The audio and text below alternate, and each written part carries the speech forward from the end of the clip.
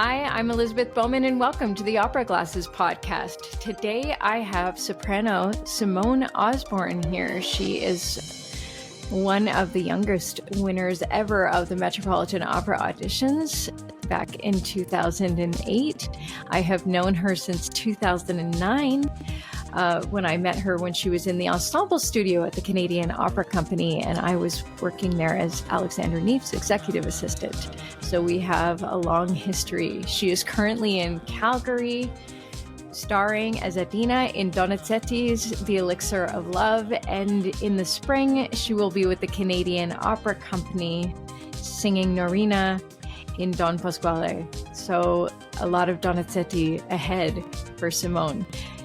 Anyway, we talk about everything on stage and off stage, so let's get to it. Welcome to the Opera Glasses podcast, Simone. It's so great to see you here. I know, so good to see you too, Lizzie. It's been too long. We've known each other, we were talking before we started recording this, we've known each other for possibly over 15 years, so crazy. Yeah, a lot of life in between that time. So you are currently talking to us from Calgary and in rehearsals for Elixir of Love. So how's it going?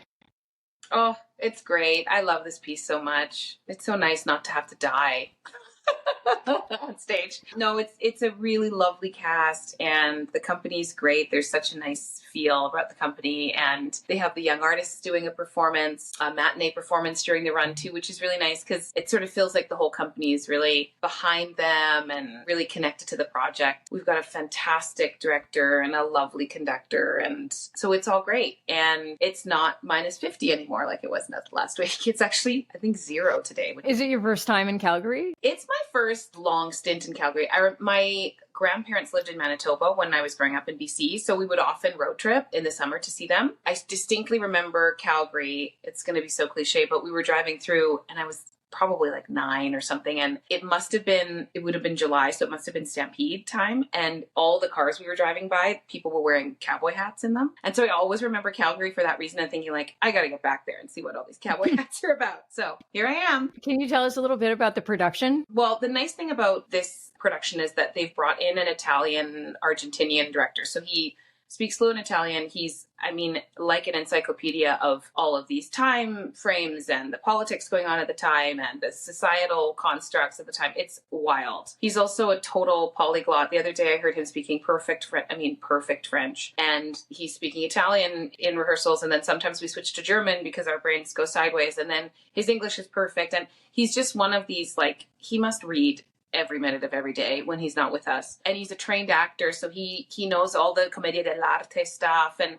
it's just fantastic. So he's taken a production that is not actually his own and kind of put his own spin on it and really made it quite unique, but also quite true to the time, to the 1830s. But he's also not making it so specific that we can't put some little Canadian jokes in there, and we can't sort of switch up the costumes a little bit. So it's a really lovely, beautiful, traditional production, but with an incredible energy behind it. Just a really brilliant direction. So I'm excited. I think it's really interesting that you're starring in that production, and also your partner, Gordon Bittner, is in the title role of the Canadian Opera Company's production at the same time. So I must ask, how do you two balance your lives together? Because I understand you also have a child.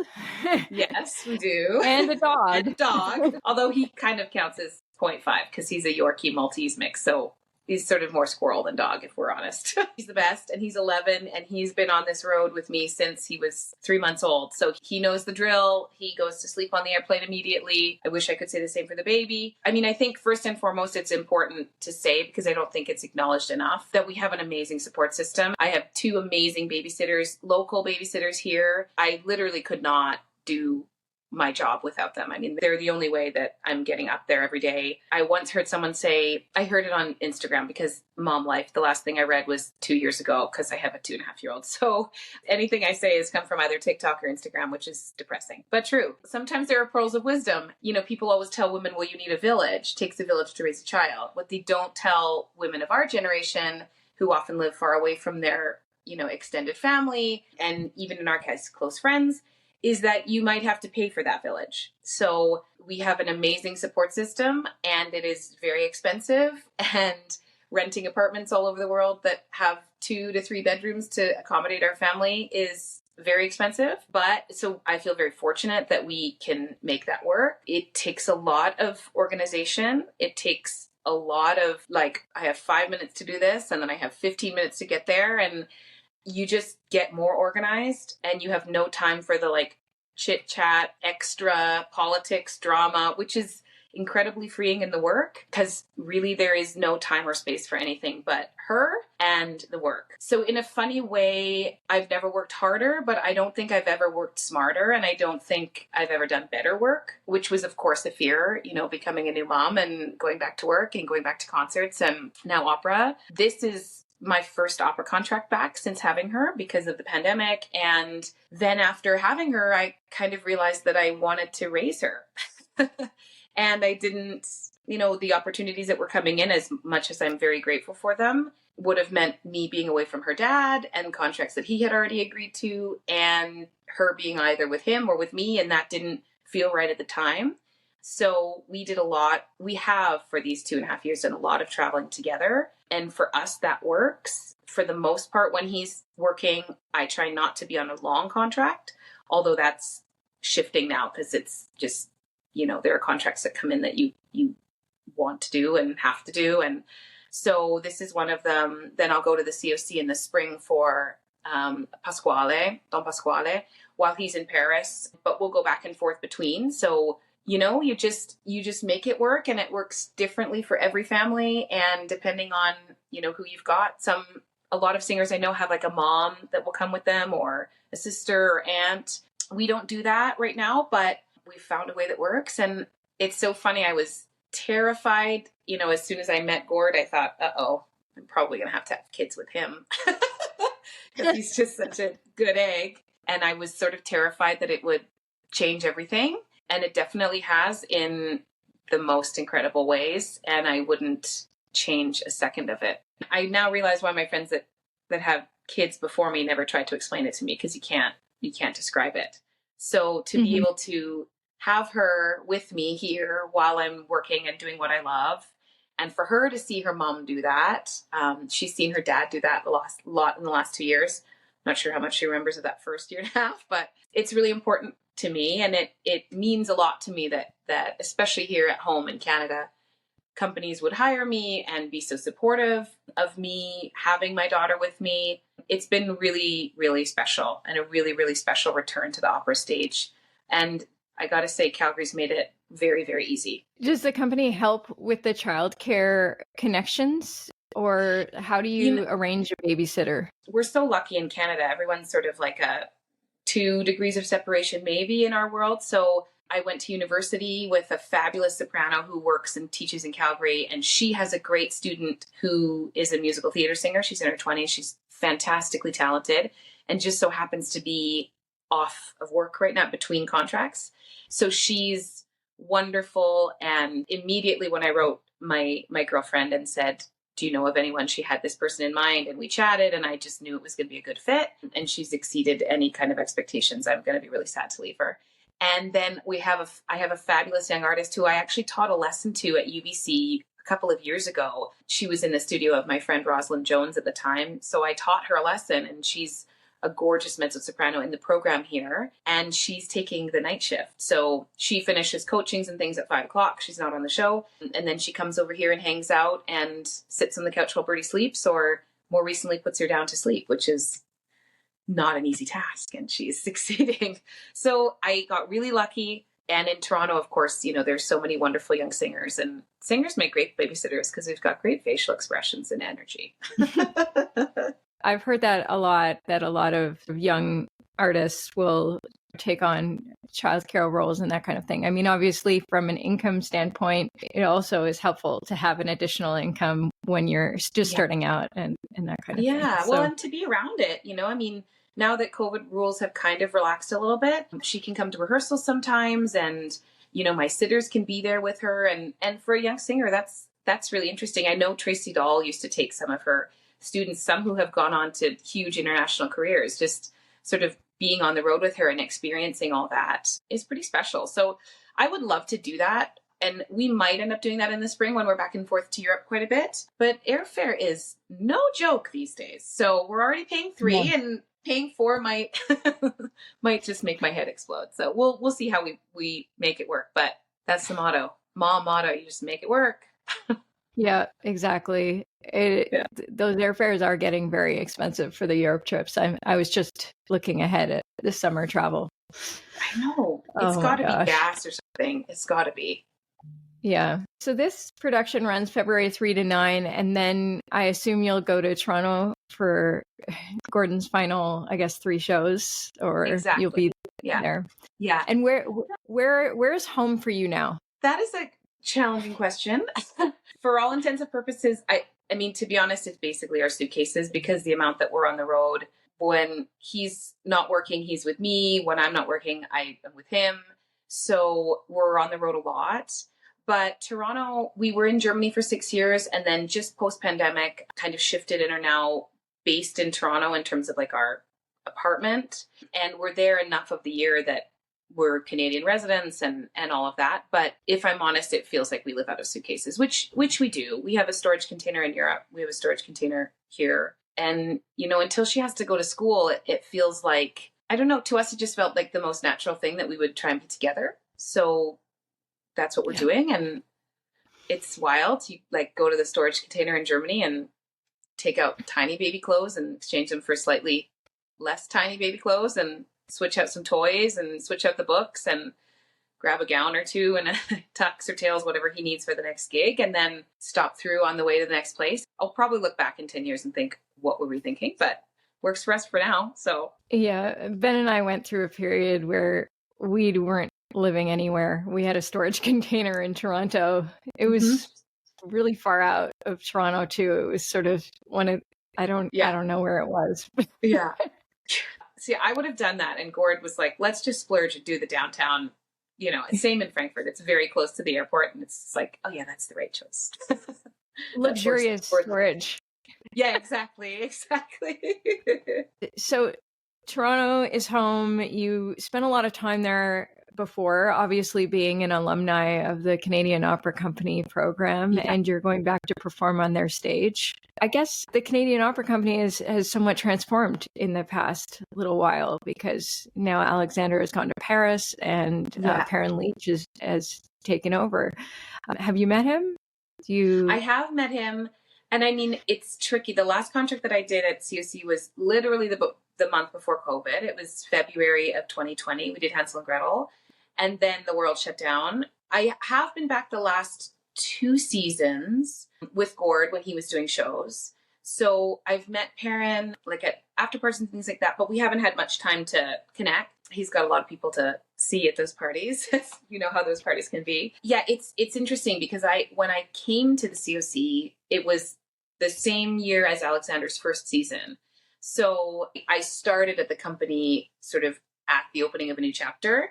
And then this is such a new chapter for the COC for everybody, it feels like a new chapter post-pandemic, but a lot of the old guard is still there, which is really nice. You know, you go back and you see Rob Mauro and Karen and Marg and everyone from the office. I mean, our scheduling manager is the same person that I, grew up with and had to deal with my hijinks as a 20-year-old, not being able to be on time for anything.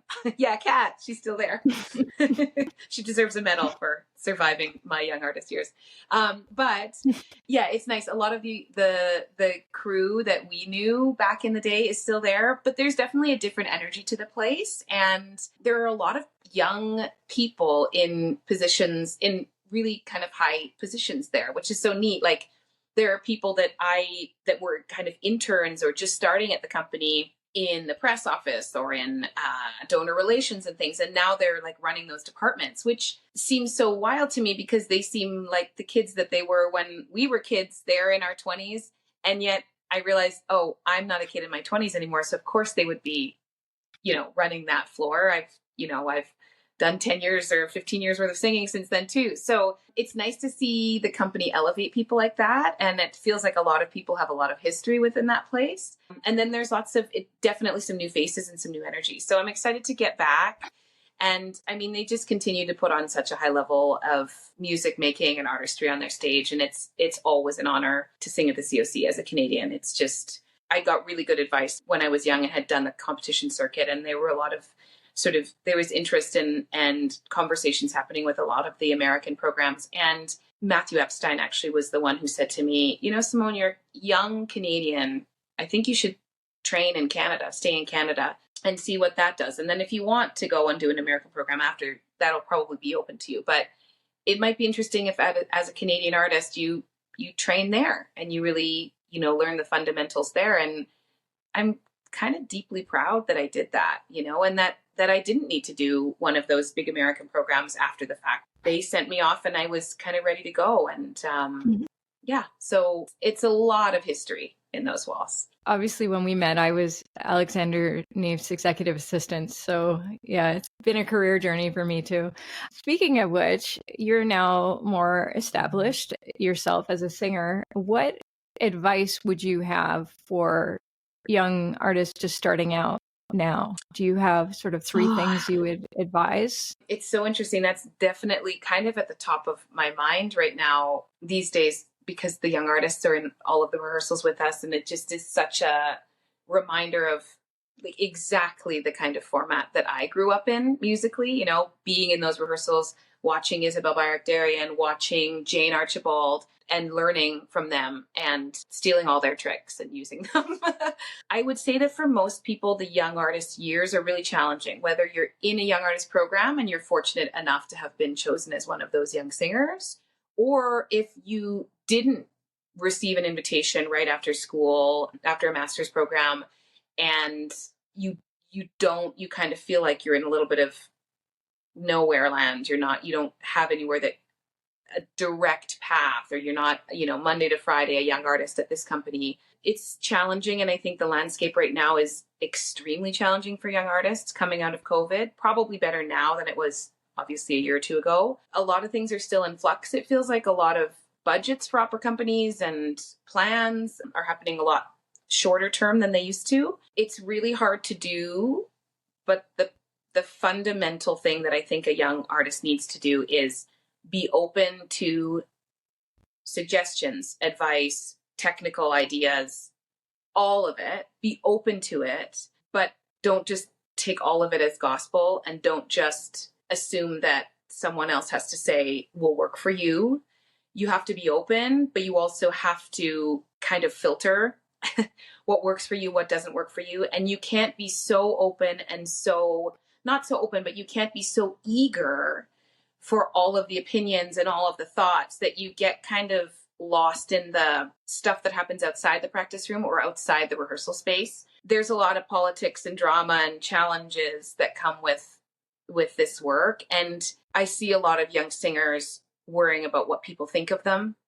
They're up there and they're trying to do the staging and they're worried about what the head of the program thinks, or the head coach thinks, or the conductor or the director, or then the intendant walks in, or the general director walks in here in North America. You gotta quiet all of that. You kind of can't see all of that. You have to be in it.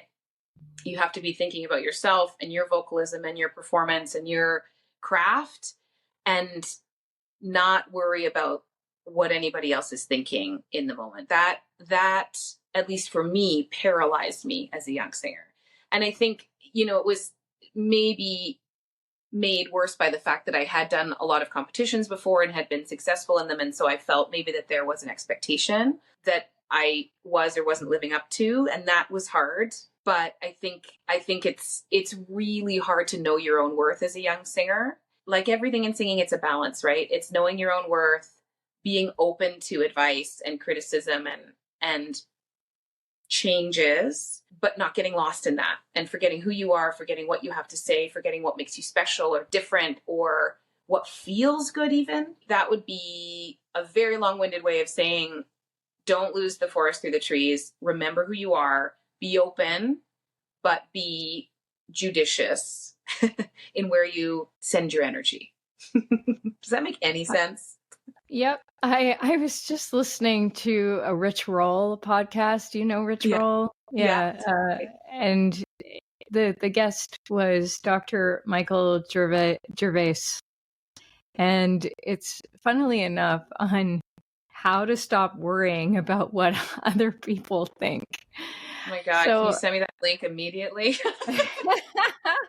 It's a great episode. It's all about this fear of what other people think of what you're doing. And it's not to not worry at all about what other people think, but it's about executing, exactly, singing and being the artist that you are without the fear of what other people think, and then to process what other people think after you've actually executed the thing. It can be paralyzing to anyone at any stage, but it particularly for, yes, younger people who are less grounded in who they are. So. Yeah. And it's interesting. Sometimes you come across a young artist who just seems totally grounded and confident in who they are. There are a couple that I have met, and funny enough, they always go on to either major success in opera, or they completely switch and do something totally different and have major success in that. That fear will paralyze you. And the paralysis by analysis of what anybody else is thinking. I know so many good artists who are overthinkers, overanalyzers, perfectionists. The striving for perfection to a point will get you only so far. And then it's a cliff, because it's never going to be perfect. The beauty of what we do is the fact that we're human, and it's not going to sound the same every night. It shouldn't. It's not going to look the same every night. It shouldn't. It's a living, breathing art, and we're a part of it. And so to try and compartmentalize and analyze everything you do or every sound you make, first of all, it'll just physically shut you down. And second of all, it's totally boring and uninteresting. I mean, there are recordings that I've heard of myself 10 years ago that I think, why does that all sound the same? Having an even instrument is great, and obviously you strive for that. But you strive for that so that you can do anything you want and express with that, so that you don't have technical issues that prevent you from singing this phrase 15 different ways. What I struggled with was trying to please everybody, including myself, and then kind of becoming tofu, because you can't please everybody. And if you're pleasing everybody, you're probably pretty uninteresting. So I've had to get really good with the fact that, and it helps in auditions so much, I would prefer for someone to either love me or hate me. Not like, oh yeah, she's a good singer. She's a fine singer. She's a good technician. But that to me I'm not interested in that anymore. I could not care less. There is no one right way to sing. Sure, there are fundamental building blocks that have to be there. And yes, you have to support and you have to resonate. And there are these things that are so simple in theory and so difficult to execute, but partly and mostly for me, because we get in our own way. And so it has taken me, I started when I was 21, so that's 15 years ago. It's taken me almost that long, plus a pandemic and having a child, to realize that actually, if you just do the work, the only things that you can control are yourself. So if you do the work, you know what you're talking about, you understand what you have to say as an artist, you understand how you're going to say it technically, and then you've got to be in the moment, and you've got to just listen in scenes and really be there, not be there with an eye looking to make sure that, whoever's the director's happy or the conductor's happy, whatever. It's being inside yourself a lot more than it is being outside yourself. And I think a lot of us are good at being outside ourselves because that's how you become a good singer. You have to sort of feel it and listen and zhuzh it all the time. But then you've got to turn that analytical side off and just be a performer in the moment. And like you say, analyze after the fact. And funny enough, being a mom, I have the time that, like, leaving the rehearsal door until I get home to analyze. And then it's bedtime, or it's nap time, or it's snack time. So I don't have the luxury, which is like golden handcuffs, of overanalyzing. It's like, oh yeah, that high note didn't work. Why? Maybe I should try this next time. Okay, great. And oh, Cheerios? Okay, great. Do you want milk or not? And that has been a lifesaver for me, because I don't have time to think about the things that don't matter. I don't have time to worry about what anybody might be thinking of me. And that is so incredibly freeing. So incredibly freeing. And genuinely, I don't think I've ever done better work, I get less sleep. I have way less time to sit down and just look at a score and take it in. I make time for practice because that's a non-negotiable. But somehow the work is, I think, better than it's ever been and feels better than it's ever been, feels freer. Because also at the end of the day, like if a conductor doesn't like me or a director doesn't like me, as long as I come home and my daughter is happy and she's okay and, you know, well fed and read to and played with and she goes to bed happy, my cup is full. But it takes time and all those young artists out there, yeah, like keep growing, but remember who you are. Yeah, I think it's difficult in the classical music realm in particular because the music is written down on a page. There it is. Those are the notes that you will sing. And then there are these epic recordings that unfortunately we compare ourselves to, or it's like it has to be this way and I see these notes and I got to do it this way, but it's I mean it's just not that. It's about taking that off the page and making it yours. But yes, very psychologically difficult to get your head wrapped around. Oh, totally. And as a young artist, I mean, you know, I remember when I used to study with Marilyn Horne, she would tell me, don't listen to anything. She said, you can listen to the great recordings of that when you knew. In this instance, I was singing Rigoletto for the first time. She said, you can listen to all those great women do it one time. But she said, you're a mimic. So if you hear the same recording too many times, it will be in your head and you won't be able to get it out. And she said that she knew that about me because she's the same way. And, you know, that can be sort of oppressive as a young singer. You fall in love with the way that an aria is sung. And of course, you listen to it a million times because you're obsessive and perfectionist. And like most of the good singers were in their early 20s. And then you go up and try and sing Depuis le jour and your throat is completely closed up because all you can hear is like Leontine Price. Like, I'm never going to be Leontine Price. Do you know what I mean? And I shouldn't want to be, because we also have to remember that a lot of those recordings and things were done in the best possible circumstances in a studio with a conductor who was also one of the best in the world.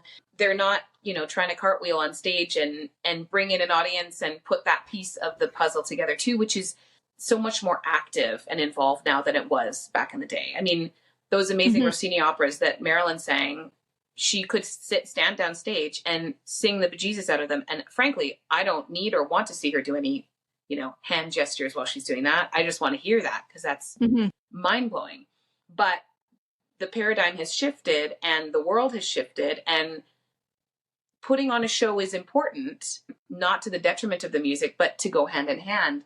But that takes a lot of work and perfecting, you know, the amount of scampering around I'm doing on this show while trying to, you know, pump out high notes and low notes is a lot and is not the same as standing right in front of a microphone, feet on the ground, probably in flats, singing, you know, the Sculptor Freni version of this piece. Not to take anything away from them or those recordings, but these young artists can't expect that of themselves when they're doing cartwheels up there.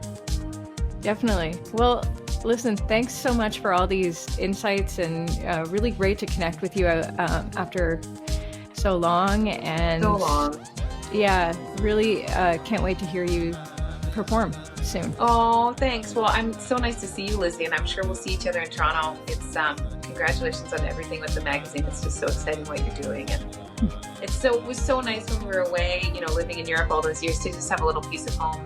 Now that so much is online, it makes a huge difference. So thanks for all you do for the next gen.